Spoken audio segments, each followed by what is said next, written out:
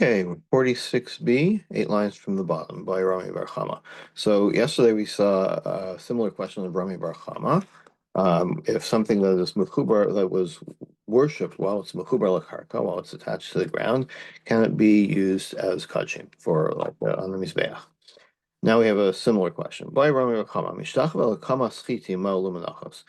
Someone who bows to wheat that's still growing, still standing, can the flour from that wheat be used for a mincha on the mizbeach, a flour offering? And what is the question? Yesh shinu b'nevad or ain't shinu b'nevad? The question is, um, the wheat undergoes a transformation before it can be used on the mizbeach. It has to be turned into flour, and that changes its. That's an essential change in what it is. So, does that matter? So, in many cases, we say that if something has changed form, then it's a new object, and the previous status doesn't apply to it. But does that apply even for something that is going to go on the mizbeach? Amar Zutra Bredrov Nachman Tashma. Let's prove. Kol Hasurin Legabe Mizbeach Ladosein Mutarim. Any animal that is not suited to be on the Mizbeach, is forbidden for the Mizbeach. Its offspring, the children, are permitted. V'tani Allah, and we taught about that. Rabbi Lezer, oh, sir, Rabbi Lezer says no, it's not good. So what kind of animal are we talking about? It's either a rovea nirba, right, an animal that was used in a sexual relationship with a person, or an avodah zarah, or used as avodah zarah. So he's saying that the Gemara is proposing that the fetus it changes as it comes out, so that in other words, it was before it was a fetus and now it's a living animal, and that's a significant change. And yet we see that it's no longer forbidden. So the same would apply to the wheat and the flour. So Gemara says, well, wait a minute, lav mar law, we talked about that. That's only, the machlokus is only when the pregnancy happened after the incident that made it usher in the first place. But if the animal was pregnant already and then it participated in or was used in this act of rovea, Divrei HaKol Asurin, then everybody would say no good. V'hanei name, ki ibru ulbasos nirbu dami. So what's the wheat is like? It's like the animal that was already pregnant, right? Because the wheat was worshipped and then it underwent a change, right? So it's like the animal, like the fetus that was there, and then it underwent a change. So in that case, so in the case of the wheat, both everyone would agree that that the fetus is okay, it underwent that change and then and it becomes permissible. Or some teach that passage like this. The machlokas is only when the pregnancy happened after or as a result of the sexual contact.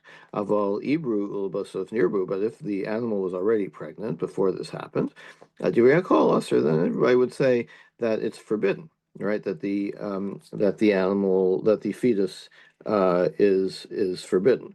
And the wheat is like the children of the, or the, like the animal, the newborn animal, where it was first pregnant and then became aser. And the Gemara would then say, well, hachiyasha, is that a good comparison? Hasame kara behema v'hashta behema.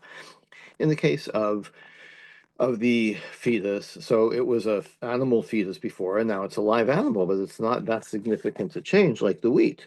It's like it went through a door, right? It's the same being. Before it was a fetus, and now it's a live animal, but it's essentially the same kind of thing. In the case of the wheat, you have to say that before you called it wheat, and now you call it flour. It's like a completely different thing. So you can't make that comparison. By Rish Lakish, Hamishach velodekel, someone bows down to a palm tree. Lulavo mahul mitzvah. Can you use the lulav from that palm tree for a mitzvah? Okay, so here it's a little bit different than kachim. something that's used for a mitzvah is not quite the same, status as a korban or something on the mizbeach.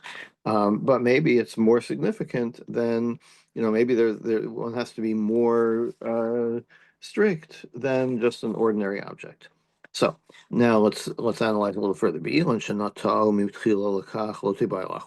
about we're not asking a question about a tree that was planted for the purpose of Avodah Zarah. That in that case, it's Avodah Zarah from start to finish. What we're asking about is talking about a tree, a regular tree was planted, it grows a lulav, and then you worship the tree. And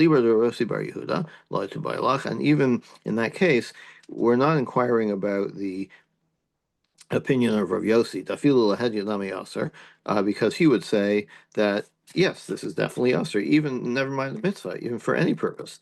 Ki kibaylach, what we're asking of Liba Drabanan, Le'inyan mitzvah mai. What about mitzvah? It's like an in-between stage between kachim and any other use. Mimais klapi kavalo. Basically, we're saying, does that contaminate the mitzvah that you're doing? Like, is it so repulsive, as it were, to God that you can't use it for a mitzvah? It would be a slap in the face. Kiyasar Rav Dimi Amar, Rav Dimi had a different version of this question. Ba'ashera shabit lachem ba'alai. We're talking about an ashera that was used for worship. So in other words, it was initially you couldn't use it for anything, but then it was decommissioned. Yesh, as we saw earlier, you can decommission an Oved Avodah Zarah can decommission an object of worship, and then it is no longer considered Avodah Zarah because it's lost his faith in it, as it were.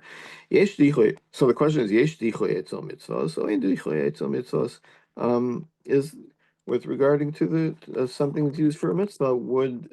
Does the decommissioning take effect?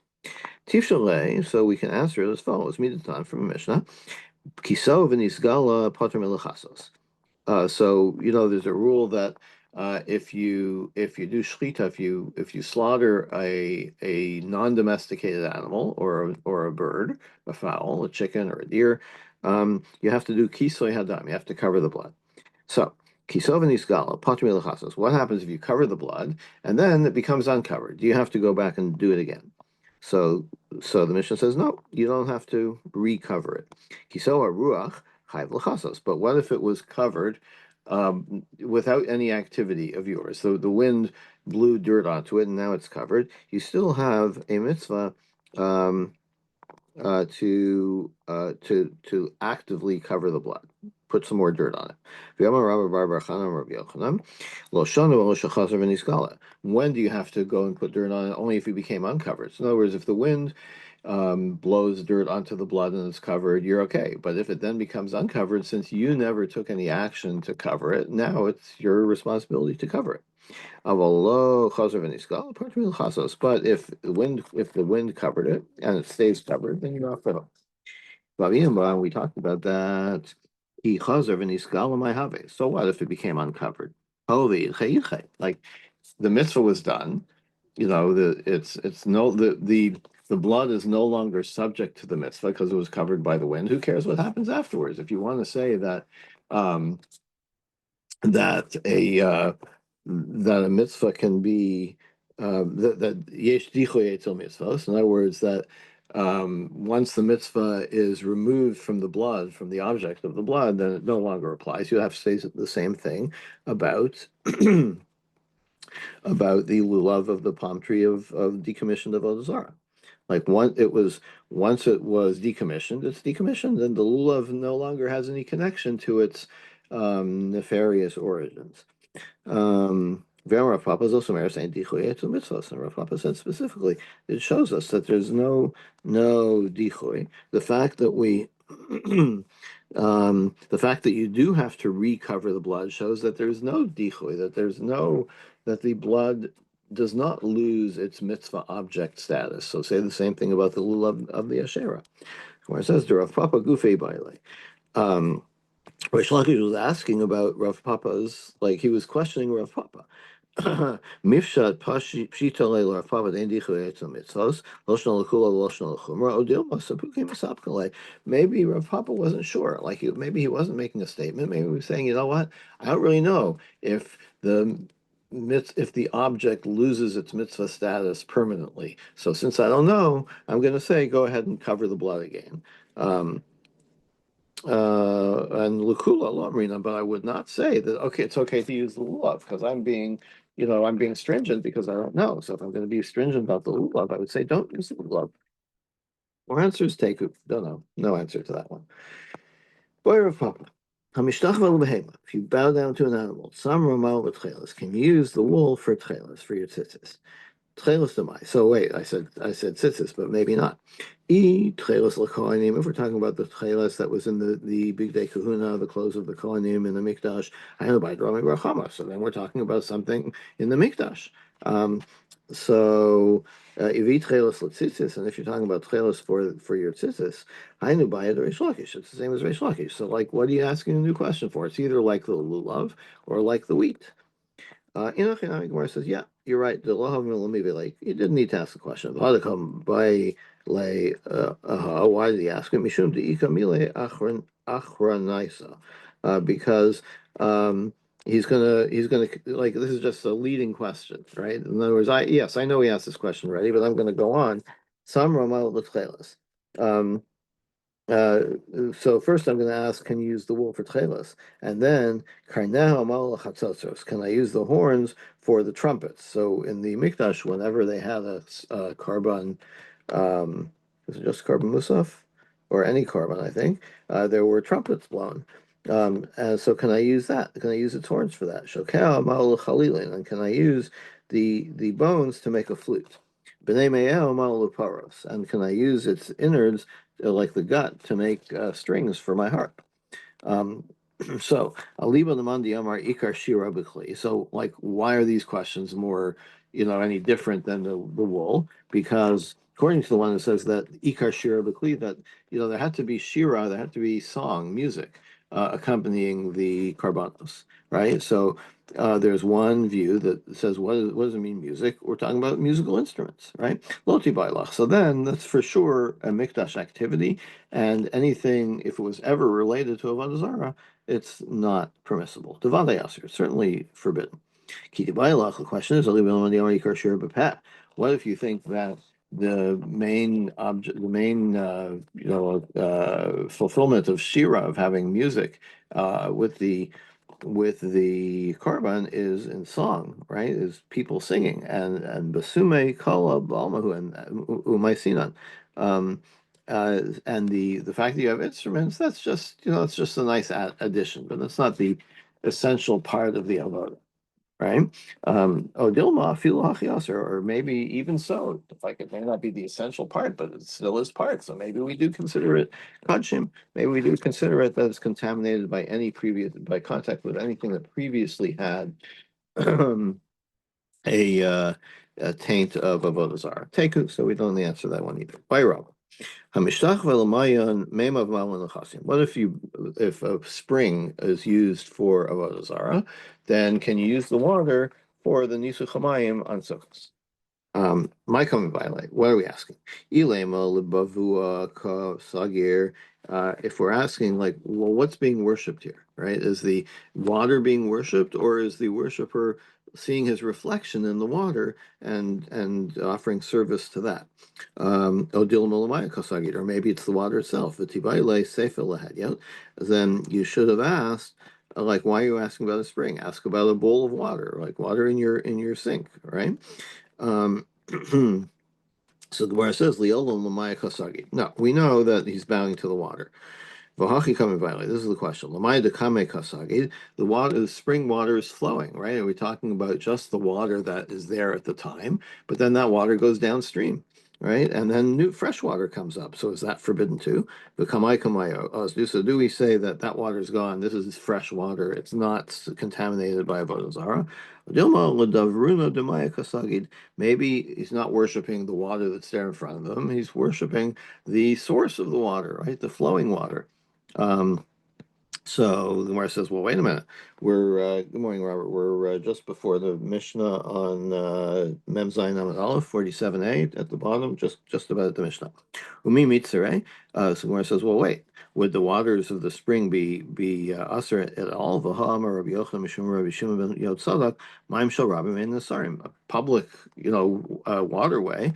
Uh, Even if it's worship, it doesn't become forbidden."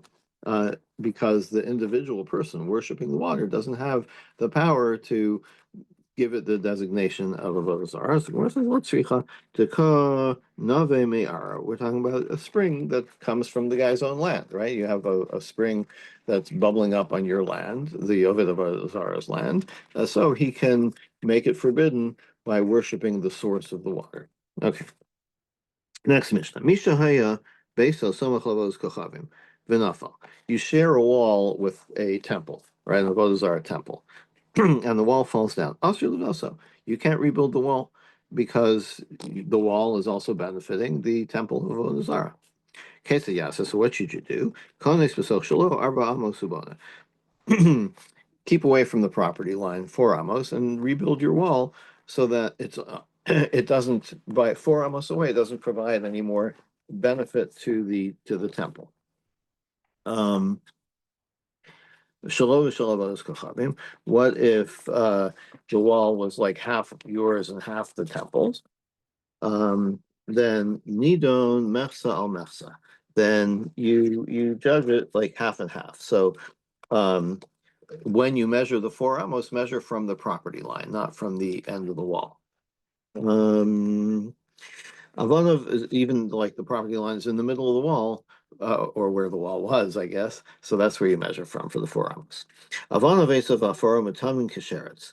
The when it comes to this wall, the debris from the fallen wall may have transmit tuma like a sheretz. Shenamar shaket sishaktzenu.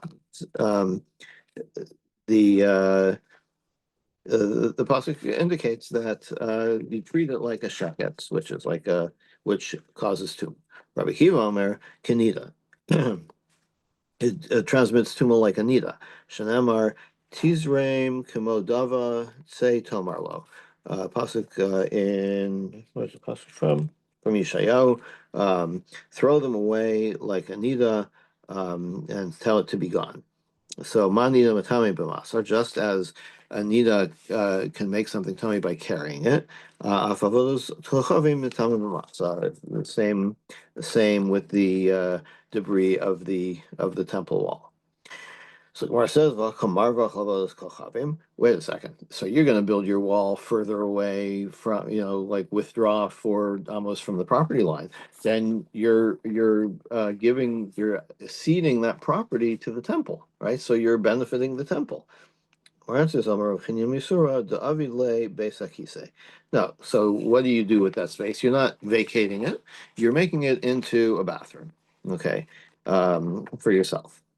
So by doing that, it's kind of a so you've built the wall. You haven't given any benefit to the temple because the wall is further is 4 amos removed from them, and you're not vacating the land. You're using it as an outdoor latrine.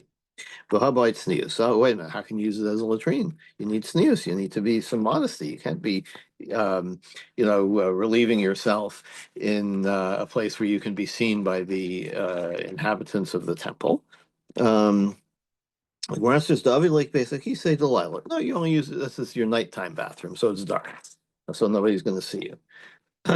So Laha Amar Mar, but then we say Ezut Sanua Hanifna B'Laila B'Machush Nifna B'Yom. You should have modesty even if it's dark, right? That's the real tznius is privacy, even if you won't really be seen. But the practice of of relieving yourself modestly should still be carried out even at night. So what does it matter if you still can't make an open latrine where you can be observed, even if you're only intending to use it at night. Um, um, and even though like we've talked about like how you go about relieving yourself, not the place, but the manner in which you do it. Miyutz niyusa by lamavad. Still, you have to behave modestly. So, like, you can't use. Doesn't matter. Like, so this is the place you established, but then you can't use it for what you designed it for. Whereas just David Leili Shinokos, oh, you're making it for little kids, right? That it's the bathroom for little kids, that they're not really subject to this tznius provision. Iname de gadirle behizme vehinge. Or you instead of putting up a wall, you put up like hedges, a privacy screen of some kind. Okay, Shlosha Batim. Next Mishnah. There's three kinds of Avodah Zarah, of Avodah Zarah temples.